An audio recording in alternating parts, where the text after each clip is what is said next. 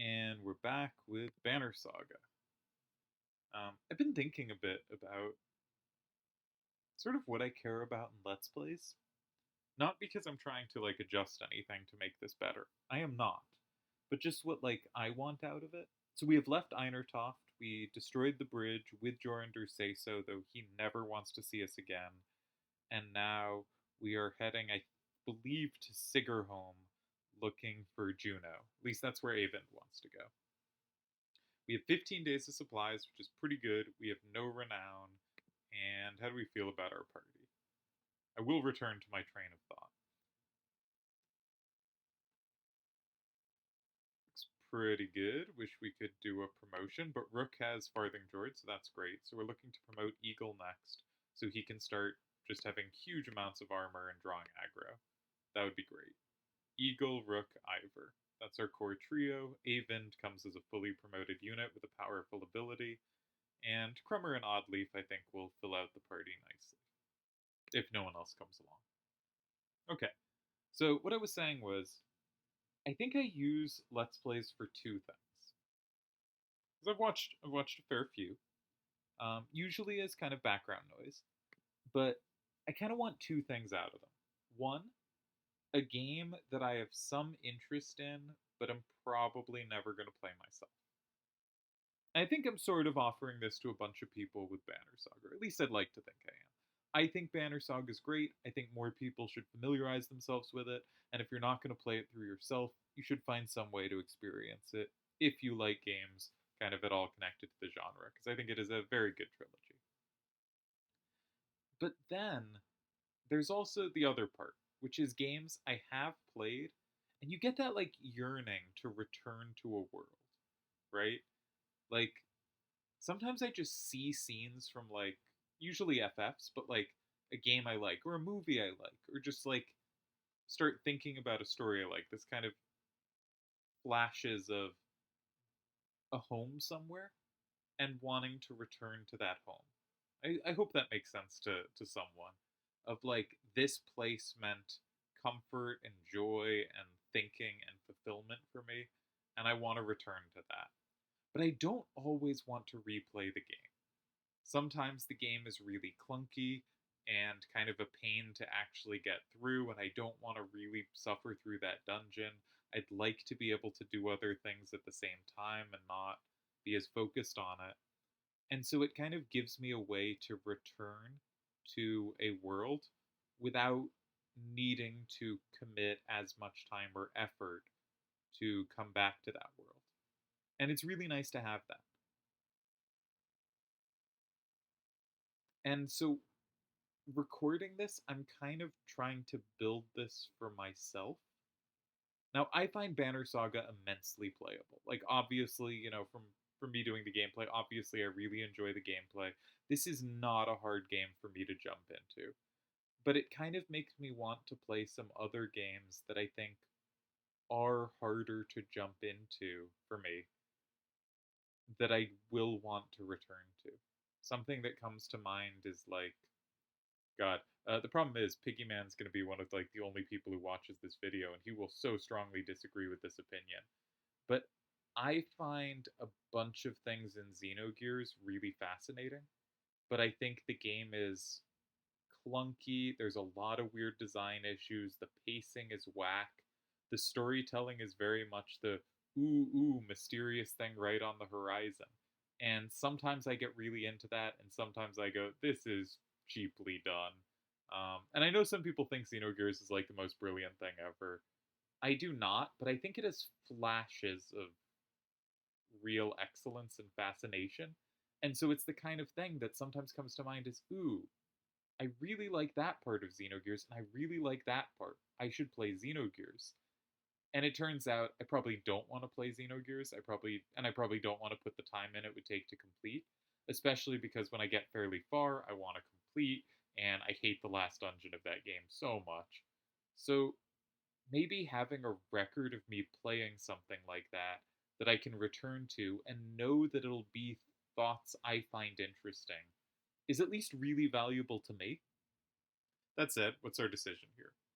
A well tended farm with plenty of livestock draws the caravan's attention.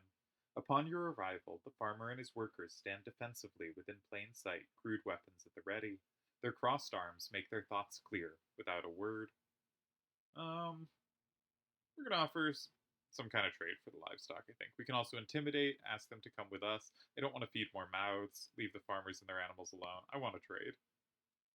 No big surprise you'd be more interested in the animals than me and mine, he says and spits. The answer's no, and I'll have these men watching you, so none of my livestock just happen to follow you away. Yeah, we'll leave them alone. We don't need to take it by force. What's his is his, you say to the caravan. No sense fighting those trying to protect themselves. Grumbling bounces around through the clansmen, but the caravan is once again moving. I think like the technically optimal decision there is probably to take the food. Like this is not going to be poisoned food or like unlikely to be sickly food, but you know we can behave well. Though it did lower our morale. I think the one downside for me is sometimes the joy of that kind of thing is you go back to this world, but you're hearing it in someone else's voice that like you develop the hopefully not a particularly strong, but like a slight parasocial relationship, and it's like a friend enjoying that game with you. And if I ever use this to like listen to myself playing through it instead of playing through it again, I wonder if it won't capture that because it's just like me talking, not someone else bringing different joy and different thoughts to it. Oh, this seems bad. As you're nodding off to sleep, shouts of fire pull you back to attention.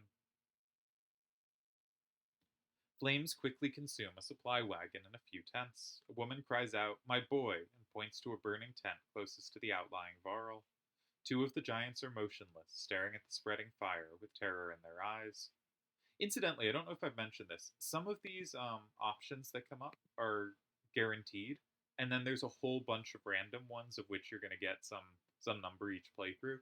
But it means you're not always going to see the same decisions, and importantly, you're not going to get them in the same order, which is a little more important for avoiding starvation on the harder difficulty. Um, anyway, we clearly are not going to command the Varl to help because we Varl are terrified of fire. We know this. I think we should not command the Varl to help. I think we should organize the peasants to put out the fires or go in after the boy yourself. Um, I think in real life, you probably want to be organizing here. You want to get as many people on it. But I think here you probably want to be the kind of leading figure that other people follow. Wrapping your cloak around you, the smokes, flames, and tent become a blur as you grab the boy and slice through the back canvas with your hunting knife. You meet the ashamed look of the older Varl while the crowd cheers on your heroic act.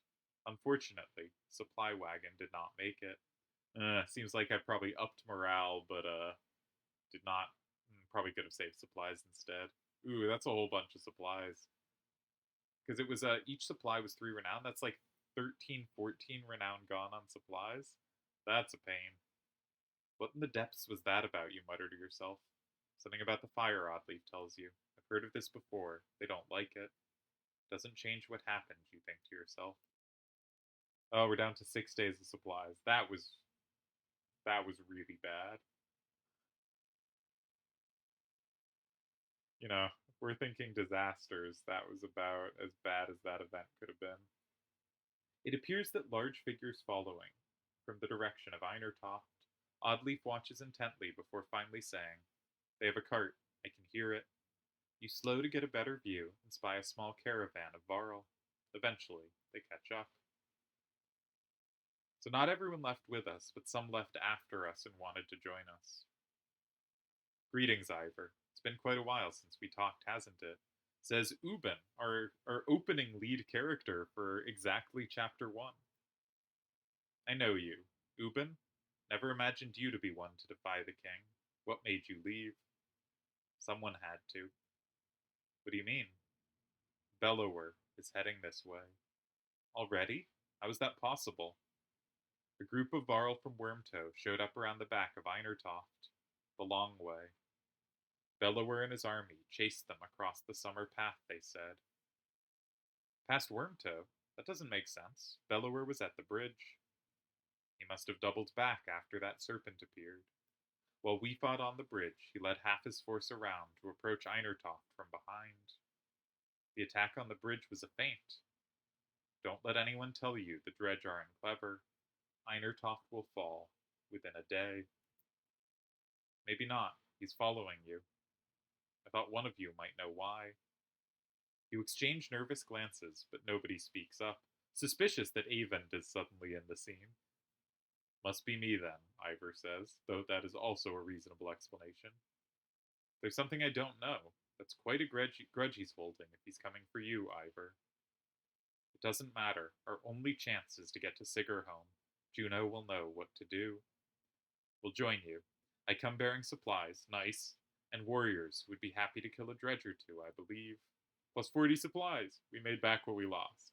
Now, this was guaranteed, but still. The important part is not, whether we get this every playthrough, it's whether we can maintain having that supply cushion.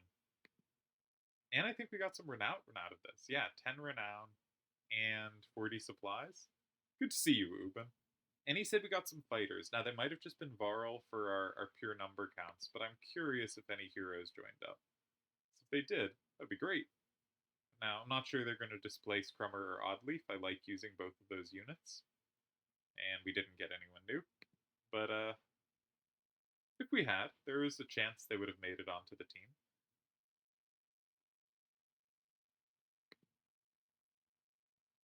Let us keep going as we flee Einertoft, which looks in bad shape. Now, Jorander is king of the Varl, right? And his Kender was, forgetting the name, Vo something, Wagner, who died at the start. The caravan stops at a split in the road. Ahead, the path leading to Sigurholm veers off into the hills, which are now swimming with familiar black shapes. Dredge that way too, grimaces Avend. The summer path leads straight to Sigurholm, while taking the main road will add several days. They're every way by now, replies Ubin. I suggest we go round, past Hawkerstorp. Now, I do remember this decision, so I can't try to make it tense. You cannot cut through the summer path. There's too many dredge. On the other hand, you can go fight a war there, get a bunch of renown, and then go past Hawkstorp. I think if you try to push too far through, you will probably. I think you start killing off some of your party members. Like, you will have people die. If you decide this is dangerous, but we're going to fight through, you're going to get people killed. But I believe we can do one fight. Courage, you tell your fighters. We fought Dredge before, and we won't find peace again until we reach Sigurholm. The caravan turns toward the summer path, where you immediately find yourself face to face with foes. War. Evenly matched, we're charging. Rush into battle. Now, I've been really good at rushing into battle and successfully, but this one's evenly matched, and most of the others we had a numerical advantage. We still can't promote Eagle yet and give him more armor, which is a shame, because we get him up to 16, and with the equipment plus 3 armor, he'd be at 19 armor and draw extra aggro. Normally, plus 1 aggro is like, it would be terrible on Avend. It would get enemies, or an archer, it would get enemies to pick them off. But we want things to attack Eagle, so it's incredibly powerful on him. That said, we can't pull it off yet. On harder, when I played through this recently on higher difficulty, as I think I mentioned, just very much spamming through all decisions so I wouldn't read anything and just like clicking the one option or whatever. I was having a ton of trouble winning both parts of wars. I really couldn't do it. And actually, this one was a really tough one because there's 2 big things, and then there's a whole bunch of slingers that can like pick off your crappy units. So I think what we want to do is we want to make sure we're far from the 10-15 because nothing else is that much power here. Ivor has my first turn, and he's so powerful. So he's going to run up and hit the 8-9. And then Crummer gets the next turn. Now, he can't bash through the 16-11, but I think I want him still in the vicinity of it. He'll line up with it. Then Eagle will move forward and cut off access to Crummer. You have to stay behind. Shame we can't start Rook farther back. And Maybe Rook and Avend I'll just stick in the corner. Or Avend at least I will. Maybe all the archer units. Now let's keep Oddleaf closer because she gets the bonus if she doesn't move. But none of these slingers are on this side, so I don't think they can be reached in a turn. And yeah, Ivor's so powerful. And I think we were smart to stay far away from the biggest thing. Now, this should do extra damage to touching things. No, it didn't. I never figure out quite why that goes off. Okay, that's just armor damage. Now, Eagle is going to run up and do his thing. Shield Wall is incredible. We know this. And hopefully you don't hit... Okay. That sucks, but what are we going to do about it? I could have started her farther back. That's true. Pick up this guy's armor a bit. And we'll have time as long as Crummer... I was hoping Crummer wouldn't take health damage, because that's hard for him. But we can hit this guy for 7. She's going to go down, but hopefully I guess she and Crummer take a lot of the hits. And then the rest of my team can be in good shape for the next part of this. I'm going to heal up Crummer's armor, just make it a little slower to take him out. Hopefully this guy goes for Eagle. Yeah, that's going to do nothing because Eagle is incredible. And Ivor can run up and hit the 10-15. And now nothing is all that threatening to Ivor. And Ivor's what counts. If we're going to do both parts of this, we're going to need Ivor in good shape. 3-3 doesn't matter. I'm going to stay in the way so things don't finish off units like Oddleaf. And I'm back up to 12 armor, so actually the 11-11's not too scary.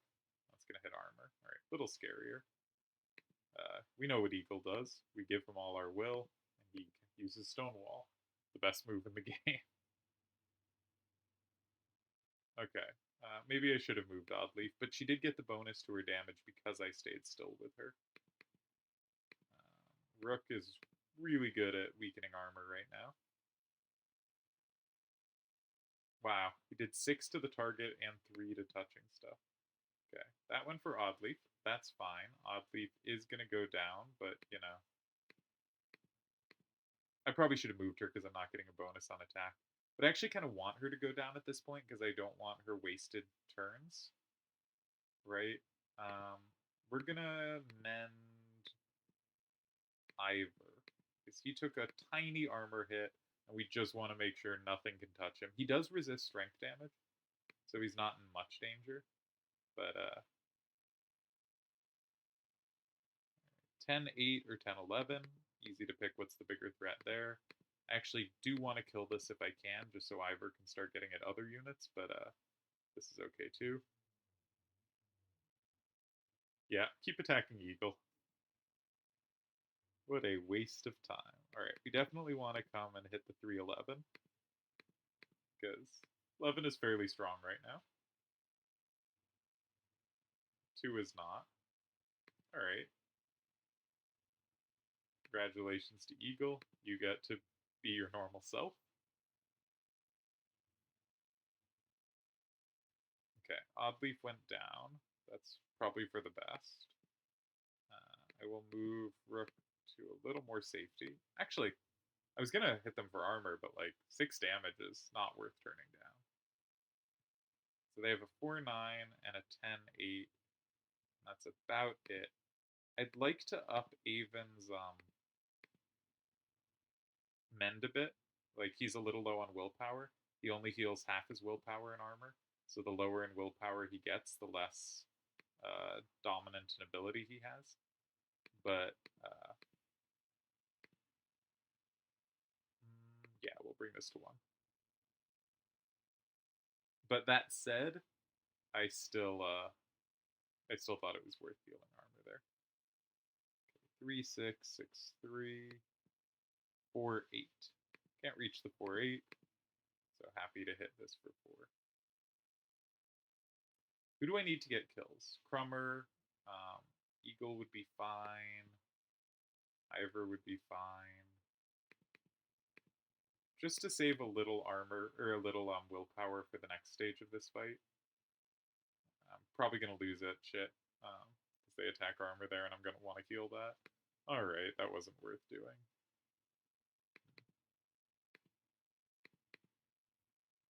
Killing the 4/8 seems very worthwhile. So we're gonna have good shape Avend, good shape Ivor, and good shape Rook and Eagle for the next part. That's our core four. That's fine. I'm gonna pump up um, Avon's stuff while I can. He only took one. I I think we care more about keeping Eagle at 14 than Crummer. I think if Crummer goes down, we just get more turns to more useful units. Like at this point, he's a weakness, and I hope he draws fire.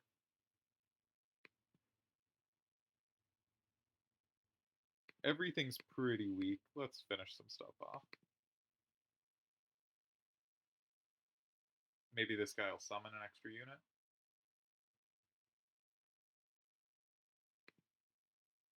I'm happy to get Crummer a kill. Like, obviously, I'm not trying particularly hard to keep him alive at this point, but I don't mind him getting kills. I also do not mind Eagle getting kills. We're going to have to promote Eagle. I would like to feed... Yeah, I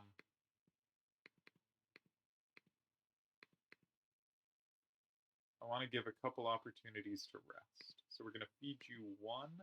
No, we're going to feed him both. We're going to get him up to full. We're going to mend Eagle. I guess Eagle isn't going to have enough time to rest this turn.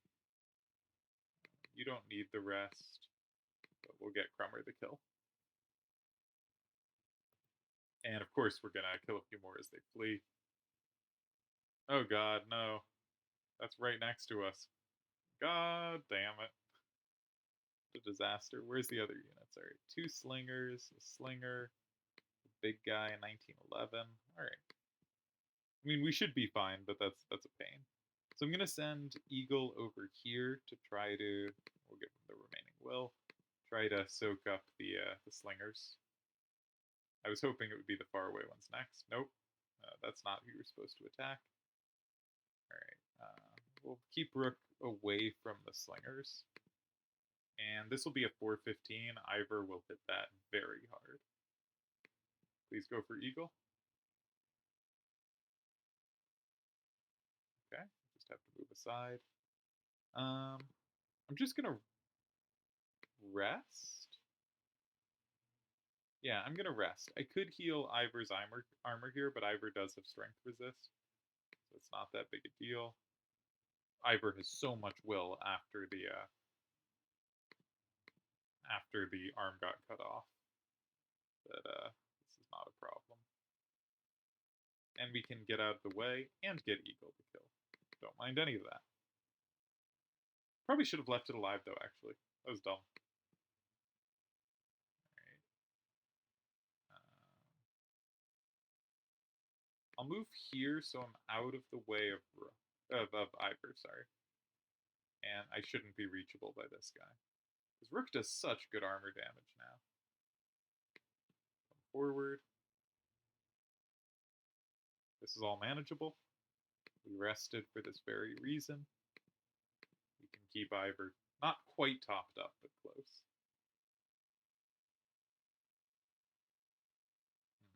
You want to hit the 1911? Even Ivor can't hit the 1911 very hard.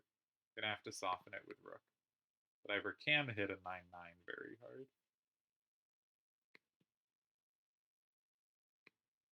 So maybe I want Eagle to be the only thing the big guy can reach. And I'll just throw out a stone wall. And he can't do anything to a stone wall because no one has ever been able to do anything to a stone wall.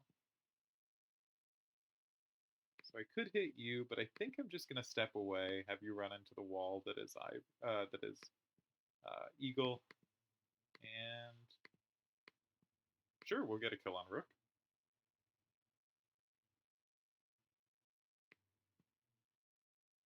Alright, this will come quickly, right? Because its turn will come up fast. Got to be a bit careful about that. We're going to top off Ivor. I know he's got higher armor than Rook, but also he's more important. I would rank our units. I think number one is clearly Ivor. He's just so powerful. Do we finish off the 9-1? Eagle gets a turn first, but Rook doesn't. Yeah, I'm going to finish it off. I don't want its move to go off. I think Ivor's number one. I think Eagle's number two. I think just like standing there and never taking damage is just an incredible ability. You can get to Rook. Oh. Alright, I'm going to attack. The rare attack with Eagle. I think... Oh, that's fine. We can heal armor. We have a solution to this. Now, then there's a question of Avend versus Rook for number 3. I think now that we've given Rook this excellent armor break at range, but Avend's ability to heal armor is so good. That one can go either way, I think. But I think we have 4 really good units. Heal Eagle, of course. And I think Crummer could be good when we give him promotions. And I think... I mean, Ivor's just going to kill this because he can't hit things for weak enough not to. But that will put us in pillage mode. Oh, hey, that's a bummer. Now you may have noticed that weird thing happened.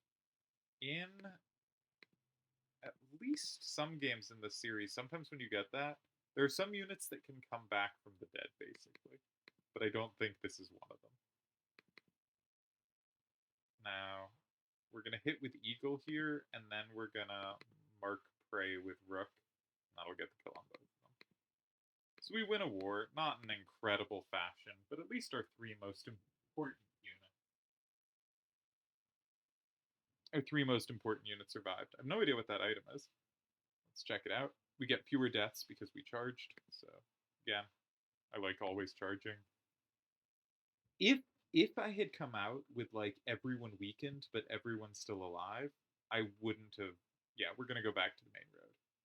I trust Ivor. This is folly. Also, I do remember this. No matter how many have fallen, there seem to be more around the next bend. This is folly, says Ivor, flicking dark blood from his axe. I'm not one to retreat, but we should turn back. Yeah, always do what Ivor says. You order the caravan back around and head back to the main road before any more casualties are had. At the least, the dredge may think twice about following too closely. Alright, we have 32 renown. This is excellent. We did good work. We won another war. This playthrough is going great for the wars. And now we have a question. First of all, is the new equipment good? Sometimes you get duds, but sometimes you get real powerhouses out of these wars. So far, I don't think we've had anything too exciting, but I think we mostly did in the other caravan. We got the serpent something. What's this again? Nah, that's garbage. Okay. Ooh, a level 1. 10% to dodge strength. Who cares? I guess we'll give it to a low-end unit that can't equip other things, but that's pretty useless. Alright, I really want to get Eagle this. He can't double promote yet, but he can... So we don't have the 20 renown for the next promotion. But we can get him up to 16 armor. And that's just... It's so good. Right? He's effectively 16 armor that resists 3 damage every turn. That's insane, right? Because you can't hit him for power damage. You need 19 power to do 0 damage. You need 20 power to do 1 health damage to him. Which we've seen one thing with 20 power in the whole game, and it's Bellower, right? It's the like super death monstrosity we've seen. And so nothing can hit him for strength damage.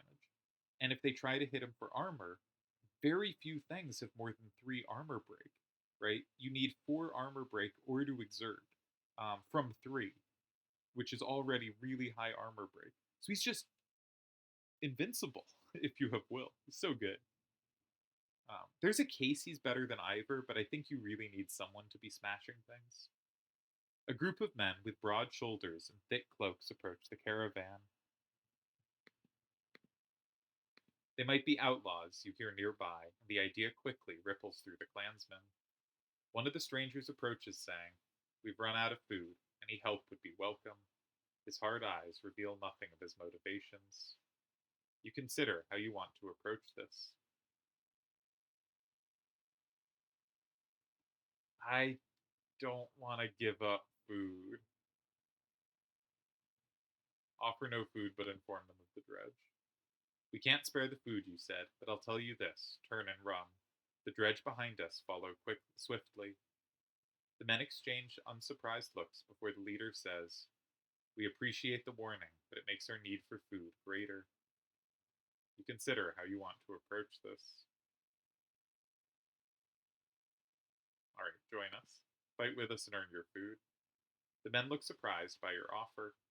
In short order, they join the caravan and start sharing tales and drinks. Unfortunately, it is less than a day later that you discover they've vanished, along with a sizable portion of your supplies. Oh no, what a disaster. That was half the supplies we lost last time. We're down to 6 days. 5 days of supplies. They took 3.5 days of supplies. That's so bad. I should have just declined. I should have just declined. We reached a town, though, and we have some renown. You enter a village of miners who want to know what has been happening recently between the rumblings of the quake and sightings of dredge in the distance. As you look around, you see a lot of elderly and children, and know that these people will only be more mouths to feed. Let them make their own decision. You welcome anyone who wishes to join the caravan. Many do, while others choose to stay in their homes and see things through. You wish them luck. I mean, I guess I'm just sentencing them to death, but I gave them I don't know. Plus 68 clansmen. That's not what I want. We're down to 4 days of supplies. Market, please have food at a good price. One renown gets 6 food? Oh, we are. Yeah. We have 16 days worth of supplies. I love this town. We owed them. We want to bring as many as can come with us. We added people and are up to 6. I think this is the highest. This must be like the highest renown per supply point in the game. It's usually 3 or 4. Sometimes you get 1 for 1 or 1 for 2. I think that was like at Frostfeller. There might have been an exchange rate like that. This is excellent. We are back in business. We have food. All my terrible decisions have not come back to hurt us. But what did I do again? I keep trying to take middle grounds again. Gotta cut that shit out. We gotta be more decisive again. See, I forgot. It's been a while since we played this. I kind of try to like not screw anything too badly. "Look at that!" shouts one of your clansmen. The caravan stops to watch dredge pooling into the village you just passed through. "I hope anyone who stayed behind got out alive," says Alette. "But you have your doubts." "They're coming," says Ivor, pointing out a line of dredge leaving the village and marching towards you. As you watch, the dredge in front falls over, then the one behind it falls as well. You hear a twang to your left. Nid, the archery student of Oddleaps, who you recall deftly shooting a snow rabbit, is firing arrows down the hill. Another dredge topples. "That's incredible," says Oddleaf, squinting, "but we should get out of here." "Hold on, let her do a few more. We also have Odds Right, Let's Go, or Return to the Village Looking for Survivors." Now, I do think following Oddleaf's advice is generally a good idea, but this is going well, right? Let's ride the hot hand. The next shot bounces off a dredge's armor, but the one after that doesn't, and the Colossus falls to a knee. Another dredge goes down before you get moving again. "Why don't you come along the next time you want to try out that bow?" you tell Nid, who nods with a smile on her face. Morale improved, that feels good, and maybe Nid just joined the party.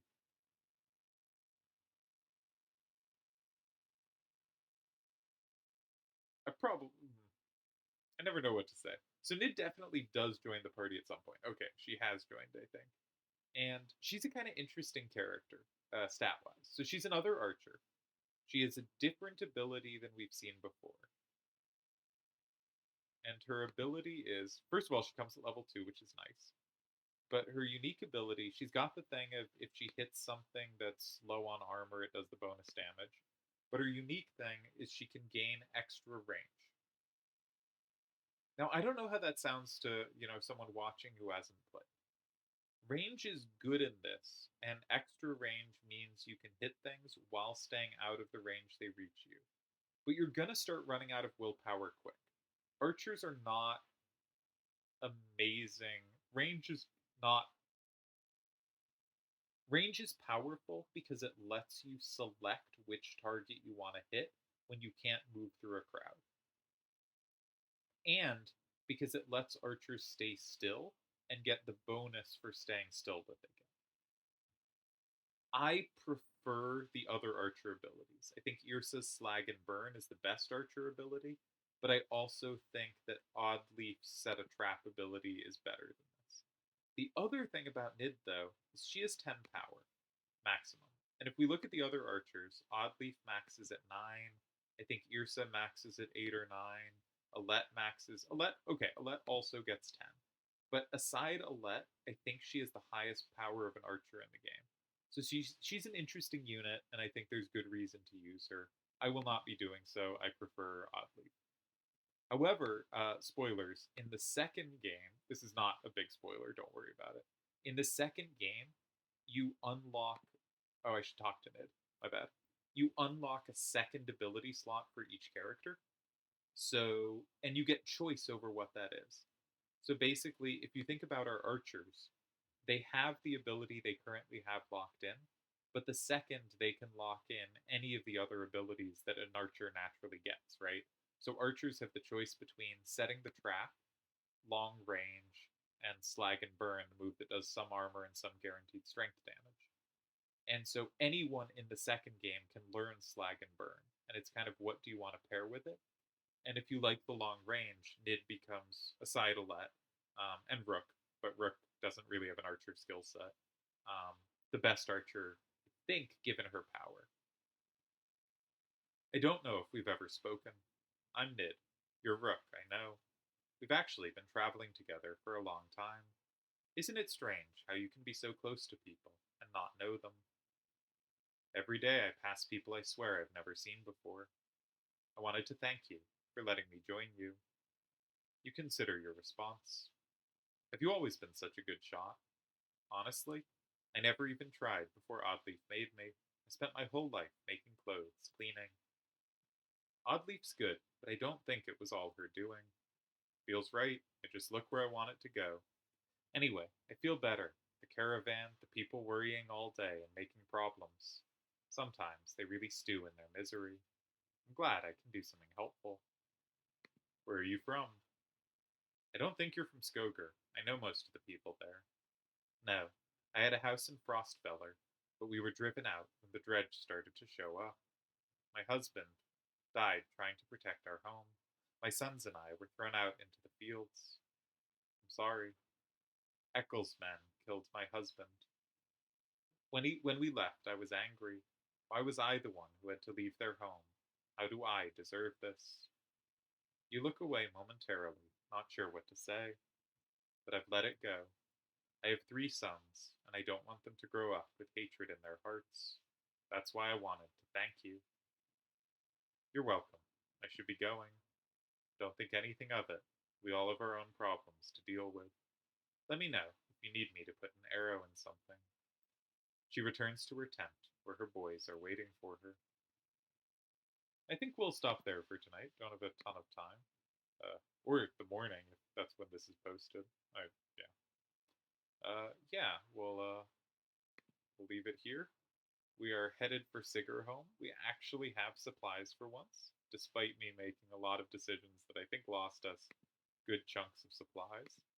And we are not too many episodes away from the end of the game. So I hope you're enjoying it.